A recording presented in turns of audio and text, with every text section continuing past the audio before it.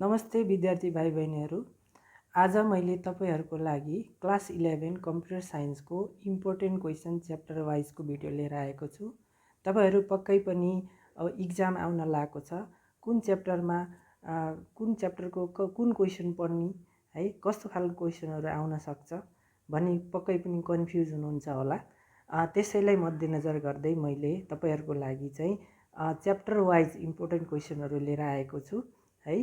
तपाईहरुले यो क्वेसनहरु डिटेली हेर्नु हो भने पक्कै पनि तपाईहरुले राम्रो मार्क्समा चाहिँ कम्प्युटर साइन्समा पास हुन सक्नुहुन्छ। ल त सुरु गरौँ है, सबैजनाले भिडियो हेरिदिनु होला है त। हाम्रो यस भिडियोको मेन कन्टेन्ट जानुभन्दा अगाडि तपाईहरुलाई मैले क्लास 11 कम्प्युटर साइन्सको स्पेसिफिक ग्रिड देखाउन चाहन्छु। यहाँ चाहिँ कुन च्याप्टरबाट कति मार्क्सको आउँछ भन्ने देखाइएको छ है। च्याप्टर नम्बर 1 कम्प्युटर सिस्टमबाट 12 मार्क्सको क्वेसन आउँछ। त्यस्तै गरी च्याप्टर 2 नम्बर सिस्टम बुलियन लजिकबाट 7 मार्क्सको आउँछ। त्यस्तै गरी कम्प्युटर सफ्टवेयर अपरेटिङ सिस्टमबाट 8 मार्क्सको, च्याप्टर 4 एप्लिकेसन प्याकेजबाट 3 मार्क्सको, प्रोग्रामिङ कन्सेप्ट एन्ड लजिक जुन हाम्रो सी प्रोग्रामिङ छ, सी प्रोग्रामिङबाट 5 मार्क्सको क्वेसन। त्यस्तै गरी वेब टेक्नोलोजी बाट 5 मार्क्सको, मल्टिमिडियाबाट 4 मार्क्सको, त्यस्तै गरी इन्फर्मेसन सेक्युरिटी र साइबर लबाट 6 मार्क्सको। यहाँ भनिएको छ कुन च्याप्टरबाट कति मार्क्सको आउँछ। अब यहाँ भनिदिँदा पनि कुनै कुनै क्वेसन तपाईको तलमाथि हुन सक्छ। अब हामी मेन कन्टेन्टतिर जान्छौँ। विद्यार्थी भाइ बहिनीहरू, च्याप्टर नम्बर 1 कम्प्युटर सिस्टमबाट आउने सम्भावना भएको क्वेसनहरु हेर्नु होला। जस्तै कम्प्युटर डेफिनेसन अफ कम्प्युटर, कम्प्युटरको क्यारेक्टरिस्टिक, लिमिटेसन, एप्लिकेसन हेर्नु होला। त्यस्तै गरी types of computer on the basis of work भनेर आउन सक्छ। त्यसमा एनालोग, डिजिटल, हाइब्रिडको तयारी गर्नु होला। त्यस्तै गरी on the basis of size भनियो भने super computer, main frame computer, mini computer, micro कम्प्युटरको तयारी गर्नु होला। त्यस्तै गरी टाइप्स अफ माइक्रो कम्प्युटर है, जस्तै डेस्कटप, ल्यापटप, ह्यान्डहेल्ड कम्प्युटरहरुको तयारी गर्नु होला। त्यस्तै गरी मोबाइल कम्प्युटिङ भनेको के हो र यसको युज कहाँ हुन्छ, यसको एप्लिकेसनको बारेमा यसको क्वेसन आउन सक्छ। त्यस्तै गरी सबभन्दा इम्पोर्टेन्ट क्वेसन भनेको चाहिँ हाम्रो कम्प्युटर आर्किटेक्चर है।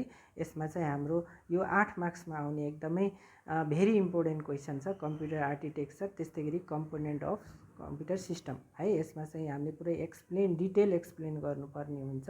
Input device, processing device, output device, storage device सबै हामीले के गर्नुपर्ने हुन्छ, एक्सप्लेन गर्नुपर्ने हुन्छ। त्यस्तै गरी सिपियु र यसको कम्पोनेन्टहरु, सिपियु भनेको के हो, यसको कम्पोनेन्ट एएलयु, एमयु है। त्यस्तै गरी हाम्रो रजिस्टरहरु है, रजिस्टर, कन्ट्रोल युनिट है, यो हामीले हेर्नुपर्ने हुन्छ। त्यस्तै गरी बस सिस्टमको बारेमा यसको टाइप्सहरु है, बस सिस्टमहरु 3 प्रकारका छन् है, त्यसको टाइप्स एक्सप्लेन गरिदिनु। त्यस्तै गरी आउटपुट डिभाइसहरु र यसका टाइप्सहरु है, आउटपुट डिभाइस भनेको के हो, soft copy, hard copy output device भनेको के हो, यसको बारेमा तयारी गर्नु होला। त्यस्तै गरी डिस्प्ले सिस्टम भनिएको छ, मोनिटर र यसका टाइप्सहरुको बारेमा पनि हेर्नु होला। मोनिटर, यसका सीआरटी, एलसीडी, एलईडी, प्लाज्मा, यसका टाइप्सहरुको बारेमा हेर्नु होला। त्यस्तै गरी प्रिन्टर र त्यसको टाइपहरु, मोस्टली हाम्रो इम्प्याक्ट प्रिन्टर र नन इम्प्याक्ट प्रिन्टरको बारेमा हेर्नु होला। यसको डिफरेन्स बिट्विन पनि आउन सक्छ इम्प्याक्ट प्रिन्टर र नन इम्प्याक्ट प्रिन्टरको। त्यस्तै गरी स्टोरेज डिभाइसहरु, प्राइमेरी मेमोरी, त्यस्तै गरी सेकेन्डरी मेमोरीको पनि हेर्नु होला। यसको डिफरेन्स बिट्विन पनि प्राइमेरी मेमोरी, सेकेन्डरी मेमोरीको डिफरेन्स बिट्विनहरु हेर्नु होला है। यो भयो हाम्रो च्याप्टर 1 को इम्पोर्टेन्ट क्वेसन। अब चाहिँ च्याप्टर नम्बर 2 रहेको छ हाम्रो number system and Boolean logic, यो जुन हाम्रो 7 मार्क्सको क्वेसनहरु आउन सक्छ। यसमा चाहिँ हामीले पढ्नुपर्ने भनेको नम्बर सिस्टम भनेको के हो, यसका टाइप्सहरु, डेसिमल, बाइनरी, अक्टल, हेक्साडेसिमलको बारेमा हामीले पढ्नुपर्ने हुन्छ। त्यस्तै गरी कन्भर्जन हाम्रो एउटा नम्बर सिस्टमबाट अर्को नम्बर सिस्टममा कसरी लैजाने भन्ने यो कन्भर्जन, यो न्युमेरिकल हामीले गर्नुपर्ने हुन्छ। त्यस्तै गरी अर्को न्युमेरिकल छ हाम्रो बाइनरी अपरेसन, जसमा बाइनरीको addition, binary subtraction, multiplication, division हामीले गर्नुपर्ने हुन्छ। त्यस्तै गरी सबभन्दा इम्पोर्टेन्ट क्वेसन छ हाम्रो वान्स कम्प्लिमेन्ट र सेकेन्ड कम्प्लिमेन्ट सब्ट्र्याक्सन छ। यसमा चाहिँ हामीले बाइनरी नम्बरलाई वान्स कम्प्लिमेन्ट लगाएर सब्ट्र्याक्सन गर्नुपर्ने हुन्छ। त्यस्तै गरी सेकेन्ड कम्प्लिमेन्ट लाएर सब्ट्र्याक्सन गर्नुपर्ने हुन्छ। अर्को पार्ट रहेको छ हाम्रो लोजिक गेट। यसमा चाहिँ लोजिक गेट भनेको के हो, यसका टाइप्सहरू है, टाइप्समध्ये हाम्रो basic gate, universal gate, derive gate है, यसको बारेमा हामीले पढ्नुपर्छ। जस्तै यसमा चाहिँ हाम्रो लोजिक एक्सप्रेसन सोधिदिन्छ, ट्रुथ टेबल बनाउने, लोजिक डायग्राम, त्यस्तै गरी कहिलेकाहीँ भेन डायग्राम भनिदिन्छ है।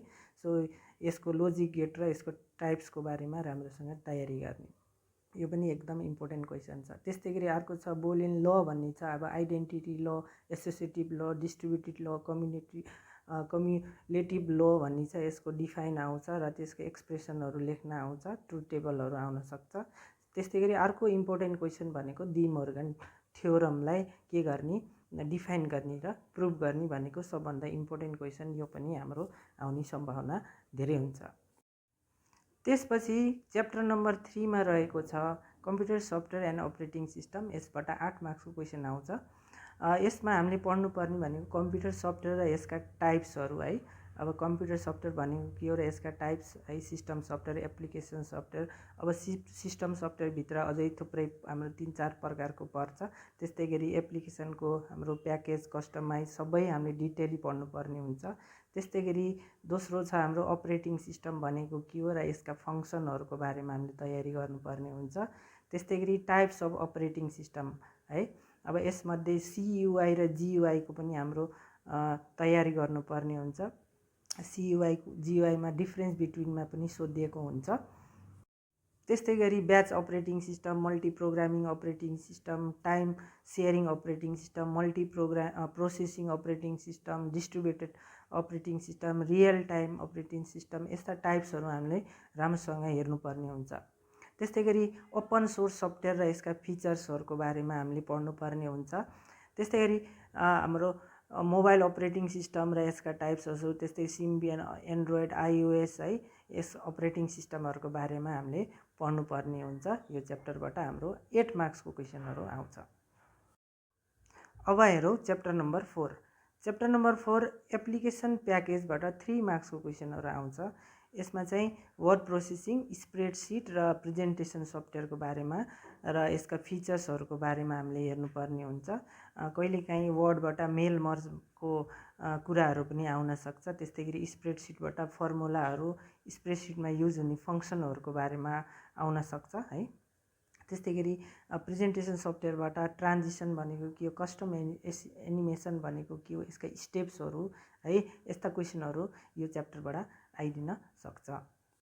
नेक्स्ट च्याप्टर रहेको छ च्याप्टर नम्बर 5 जुन सी प्रोग्रामिङ। यसबाट 5 मार्क्सको क्वेसन आउँछ। बेसिकली यो च्याप्टरबाट प्रोग्रामहरू धेरै आउने गर्छ।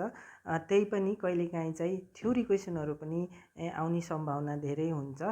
यसमा चाहिँ इम्पोर्टेन्ट टपिक रहेको छ, जस्तै सी प्रोग्रामिङ भनेको के हो, यसको फिचर्सहरू, डाटा टाइप एकदम इम्पोर्टेन्ट हो है। त्यस्तै गरी फर्मेट स्पेसिफायर भनेको के हो, अनि अपरेटर इन सी, अपरेटर र यसका टाइप्सहरू तयारी गर्नुहोला। त्यस्तै गरी एरे भनेको के हो, areca टाइप्सहरू 1D, 2D, multi dimensional. त्यस्तै गरी स्ट्रिङ फङ्सनहरू है, स्ट्रिङ लाइब्रेरी फङ्सनहरूको इक्जाम्पलहरू सबै तयारी गर्नुहोला।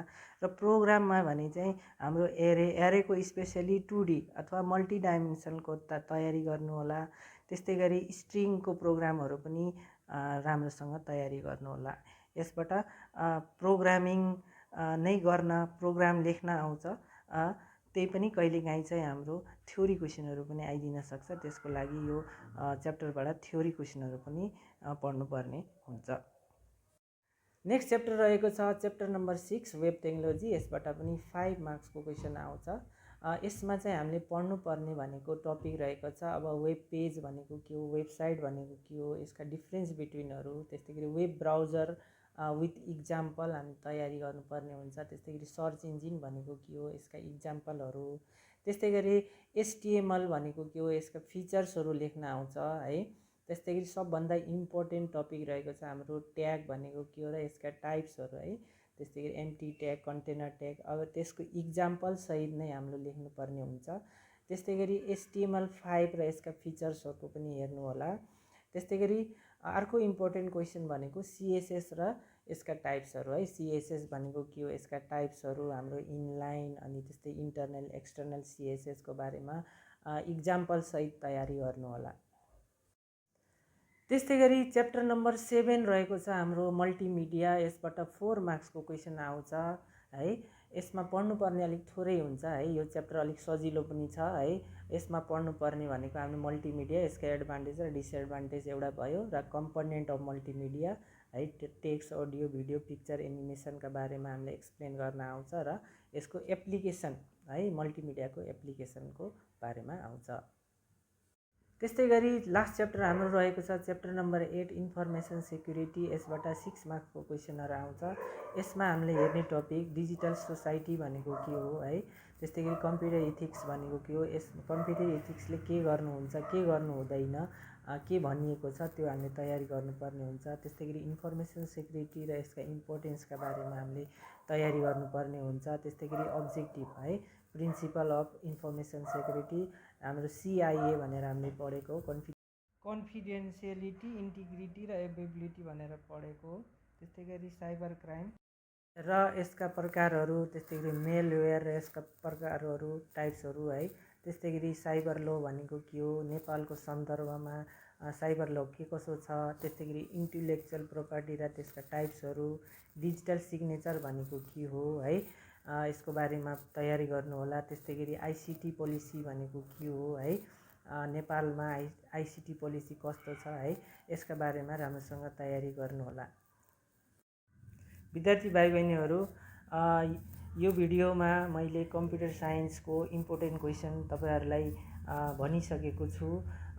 तपाईँहरूले यो भिडियो हेरेर तपाईँको राम्रोसँग तयारी गर्नुभयो भने पक्कै पनि राम्रो अङ्कमा राम्रो मार्क्स लिएर तपाईँहरू पास हुनुहुन्छ है। त्यही भएर राम्रोसँग तयारी गर्नुहोला है त। हस्, धन्यवाद।